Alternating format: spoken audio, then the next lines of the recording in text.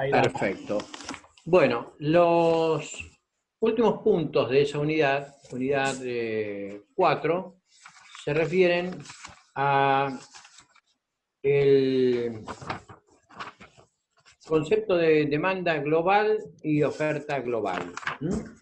O sea, es el equilibrio del sistema económico. Así como en microeconomía hemos visto que existe la demanda y la oferta, y cuando se encuentran la demanda y la oferta es en el mercado y surge la teoría del mercado, pues acá existe también en el sistema económico, que es el de análisis macroeconómico de la cuestión, existe una demanda global y una oferta global.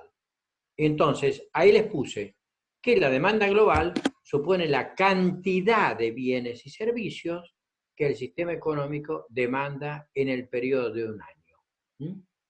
Y está representado, como ven ustedes, por una DG. Esa DG quiere decir demanda global, es igual al consumo más la inversión. Todo lo que los habitantes del país consumen y la inversión. Bien. Y por otro lado está la oferta global, o sea, todo lo que el sistema produce y ofrece, que supone la cantidad de bienes y servicios que el sistema económico ofrece en el periodo de un año. Bien. Y ahí les puse que la oferta global es todo lo que se consume más la inversión, pero como valor de la producción total. Por eso le pongo PBI. O sea, recuerde, Producto Bruto Interno. Quiere decir, la suma de bienes y servicios finales que produce la economía en el periodo de un año y los distintos componentes. Bien, eso se entiende por demanda global y oferta global. Perfecto. Ahora van a ver algo muy original porque me costó, sinceramente, y es el equilibrio de el concepto de renta de equilibrio. Miren, no fue fácil hacer este gráfico, pero lo van a entender enseguida. Cuando decimos que la demanda global y la oferta global generan que el sistema económico esté en equilibrio. Fíjese, ahí le dice, el sistema económico se encuentra equilibrado cuando la cantidad de gasto, o sea, demanda global, es igual a todo lo que se produce, o sea, es igual al Producto Bruto Interno. O sea, cuando todo lo que el sistema demanda y todo lo que el sistema ofrece encuentran en un punto de equilibrio. Ese punto de equilibrio está dado por la intersección de la curva de la demanda global con una recta de 45 grados. Espere que no quiero que se achique el gráfico. Vamos a hacer un poquito más grande y vamos a volver a... Ahí está. Entonces, está dado por la intersección de la curva demanda global con la recta de 45 grados que representa la oferta global. O sea, acá tenemos una I. Esta I quiere decir ingreso.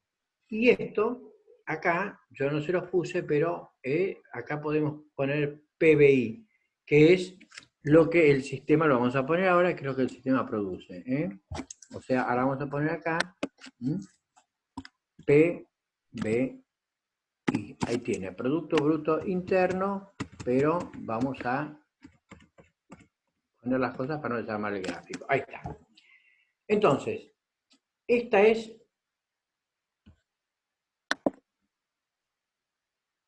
las cartesianas, digamos las coordenadas cartesianas ortogonales.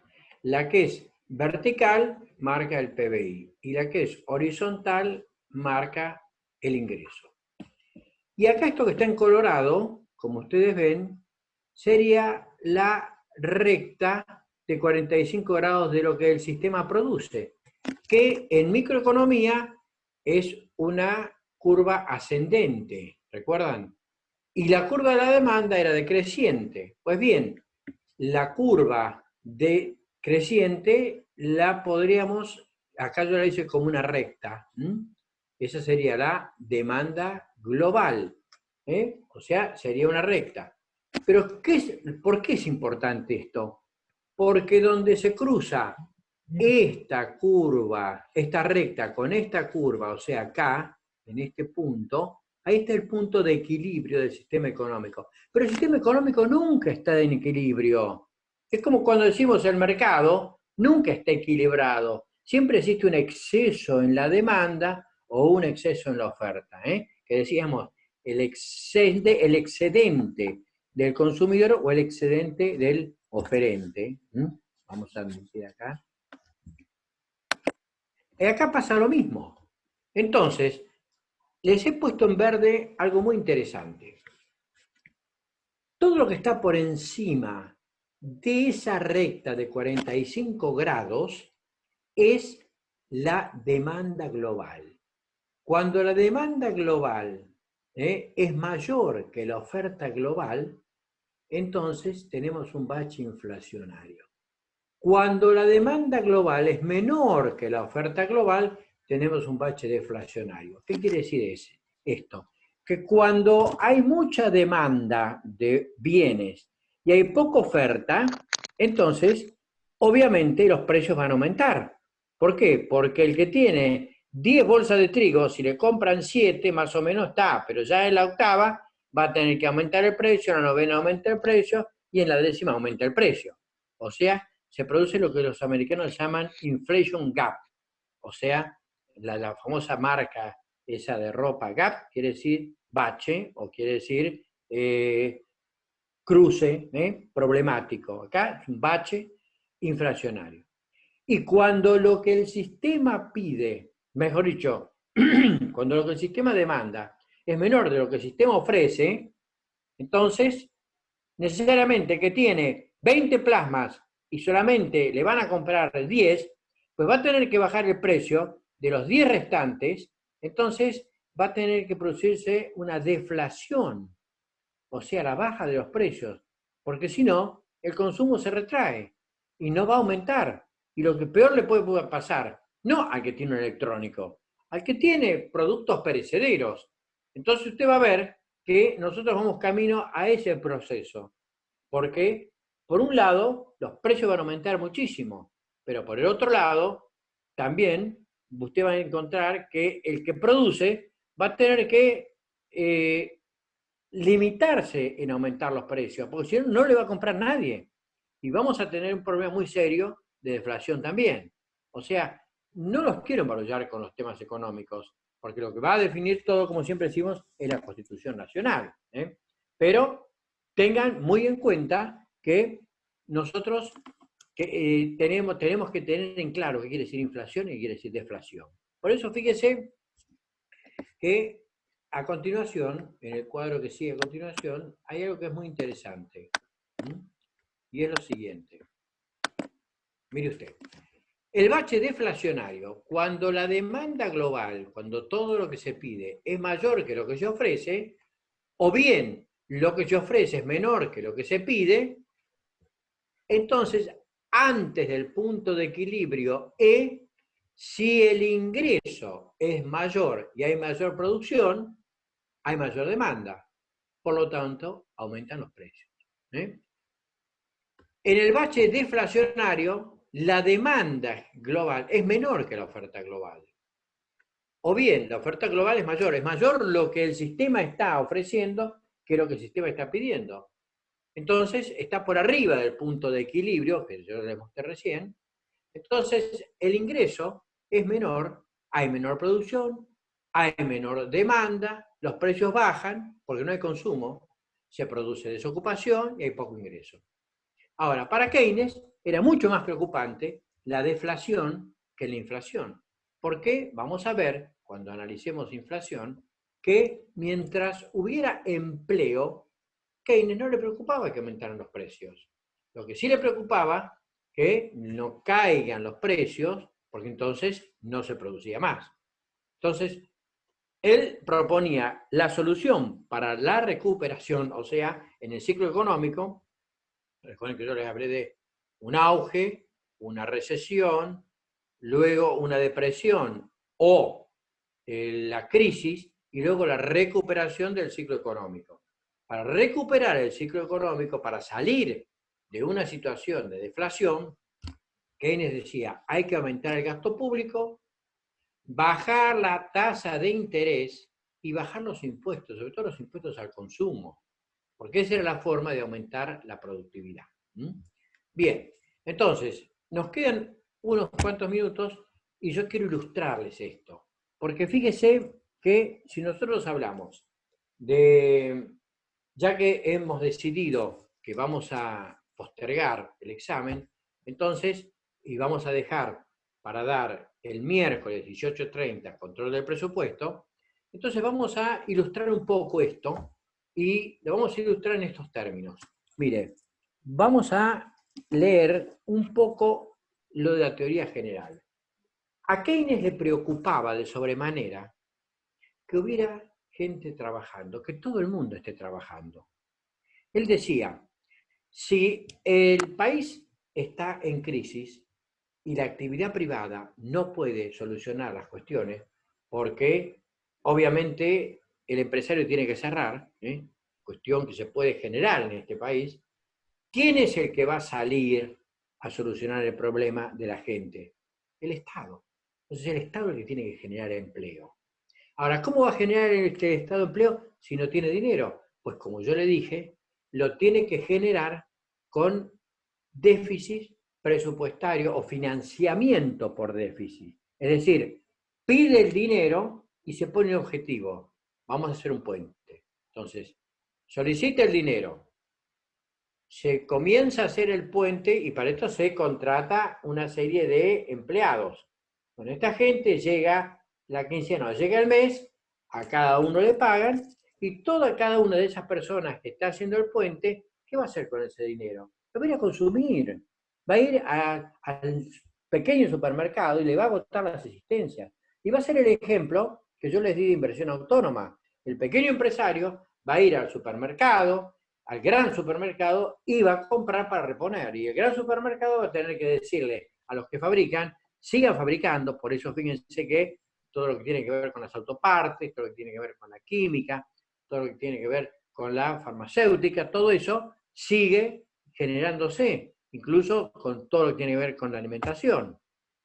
Por lo tanto, lo que Keynes decía, la gente tiene que estar permanentemente trabajando, porque tiene que consumir, porque si la gente consume, entonces se produce.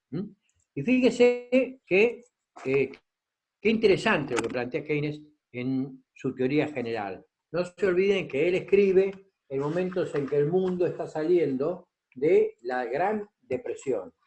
Entonces, en el prólogo, cuando escribe la teoría general, en realidad, en el prefacio, fíjese, dice, dirijo este libro especialmente a mis colegas economistas, aunque espero sea comprensible para quienes no lo son. Su principal objeto es ocuparse de las difíciles cuestiones de la teoría y solo secundariamente sus aplicaciones prácticas.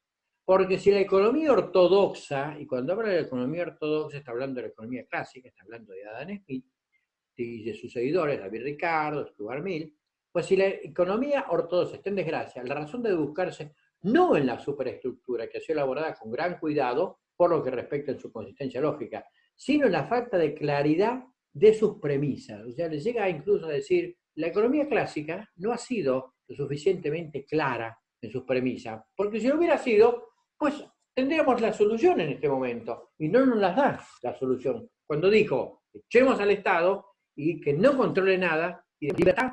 Entonces, sostener que los postulados de la teoría clásica no solo son aplicables en casos extraños, no las debemos ganar cosas, vamos a aplicarla a los nosotros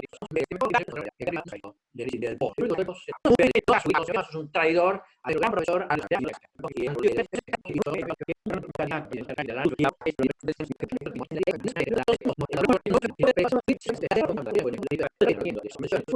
el ingreso real de la comunidad y también su riqueza capital rebasarían su nivel actual. Entonces le dice, si la tesorería de Londres, por ejemplo, en este momento, decide otorgar autorizaciones. Y dice, señores, acá tienen autorizaciones para ir a minas abandonadas de carbón a buscar y van a encontrar botellas vacías que tienen libras esterlinas adentro. Entonces la gente empieza a moverse y van para un lado, van para el otro, pero fíjese cómo termina el párrafo, Keynes, porque esto es lo significativamente importante.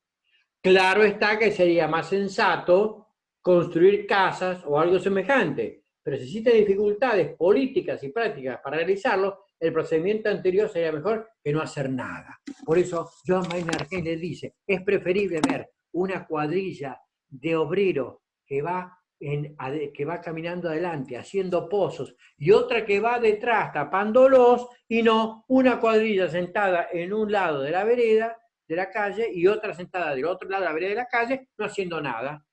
Entonces hay que generar trabajo permanentemente. Fíjense que yo les decía la importancia que tiene, y vamos a leer esto del desarrollo de la economía en los Estados Unidos, porque precisamente esto es significativamente importante. Yo voy a dejar de compartir para que ustedes me vean, y propiamente porque el acento que quiero poner en esto es importante. Entonces, mire usted, mire lo que dice Luis Hacker en el desarrollo de la economía de los Estados Unidos. Le va a dar dos conferencias. Una que va a pronunciar el entonces candidato a la presidencia de los Estados Unidos en 1932, Franklin Delano Roosevelt, me alcanzan los 10 minutos que me viene corriendo, por el Partido Demócrata, y luego vamos a leer, bueno, ahí hay un inconveniente que vamos a solucionar enseguida.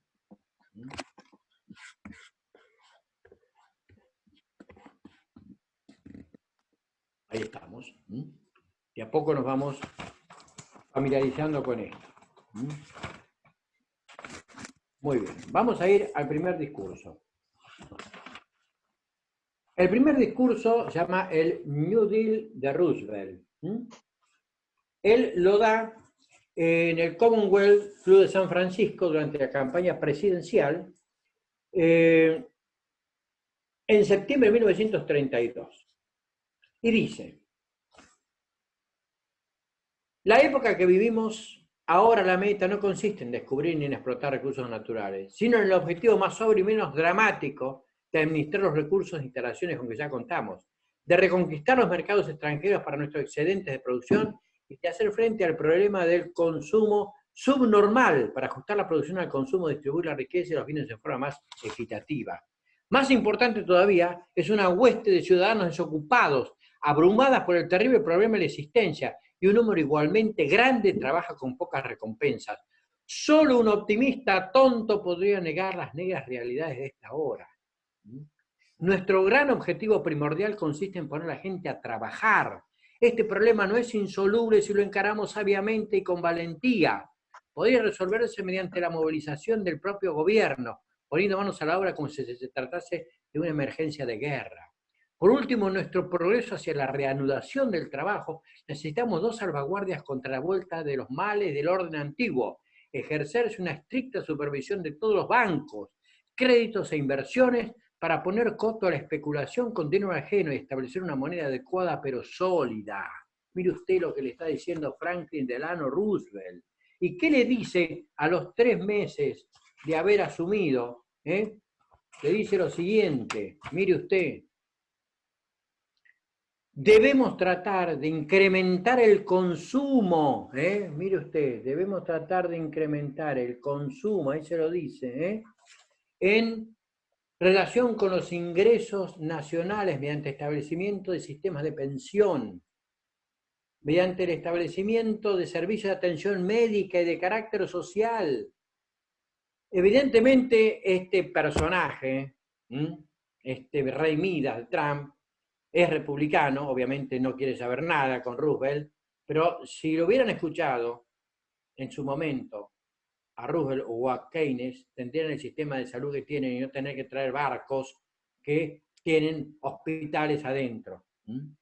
Entonces le dice, incrementar los servicios de atención médica y de carácter social, aumentar las inversiones públicas en obras útiles que el capital privado no puede emprender, pero que no obstante se pueden amortizar en sí mismas. Esas inversiones públicas pueden consistir en la construcción de carreteras, túneles y puentes, en el otorgamiento de créditos para la rehabilitación rural y la adquisición de granjas, especialmente en el sur, para que nuestros agricultores se emancipen y se sostengan a sí mismas, en la edificación de hospitales y establecimientos de sanidad para reducir el enorme derroche económico que significan las enfermedades y hacer que nuestro pueblo sea más sano y más eficiente, y en la expansión de las viviendas públicas para los grupos de ingresos más reducidos. ¿Usted se da cuenta? Franklin Delano Roosevelt, no en vano fue presidente 4 veces de los Estados Unidos. Fíjese, la 4ª vez termina su presidencia porque fallece, se muere, y lo sucede Harry Truman. Entonces, acá hay una realidad, no se puede parar el consumo. Por eso, esto, si los que están en este momento en el gobierno, señor doctor Alberto Fernández, presidente de la República, sea consciente de que tiene que abrir la economía, de que no se puede parar el consumo, porque es necesario que la gente pueda consumir para que las máquinas puedan seguir trabajando. Esto de que una fábrica de autopartes deja de hacer autopartes y se puede hacer barbijos, no puede ser. Fíjese que este fin de semana se generó una situación importantísima.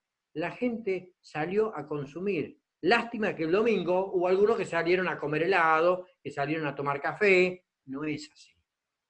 Debemos cuidarnos, utilizar el barbijo, utilizar el gel, el alcohol en gel, mantener la distancia, pero la economía tiene algo que no se puede modificar, y son las reglas del mercado. Está lo que se llama la libertad de elección.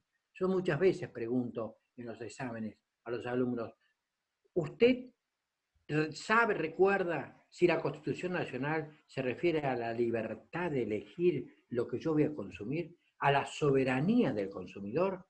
Está en el artículo 42. Es uno de los grandes aportes que hace la reforma del 94 con ese artículo 42, que yo se los voy a preguntar.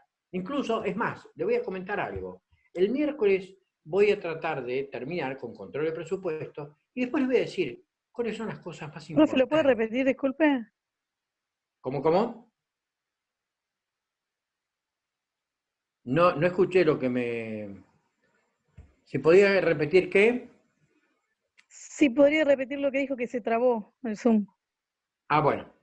Lo que yo le quiero decir es lo siguiente, que el miércoles no solamente voy a dar los organismos de control, no solamente vamos a hablar de la Sindicatura General de la Nación, de la Auditoría General de la Nación y la Comisión Parlamentaria Mixta de Rendición de Cuentas, sino que voy a dejar un plazo de unos 15 minutos, 20 minutos, para decirle lo que es más importante de cada una de las unidades, que son la 1, la 2, la 3, la 4, la 9 y la 10. Para que ustedes vean que lo que realmente me preocupa es que conozcan el fundamento jurídico del modelo económico de la Constitución Nacional, que ustedes conozcan los artículos que se refieren. Fíjense, estamos diciendo el derecho a trabajar. El derecho a trabajar está en el artículo 14, ya empieza el artículo 14 con el derecho a trabajar y ejercer toda industria lícita. El 14 bis, que dice el trabajo, el Estado garantizará al trabajador, porque dice el trabajo gozará de la protección de las leyes. O sea, lo que tenemos que reforzar es la cultura del trabajo.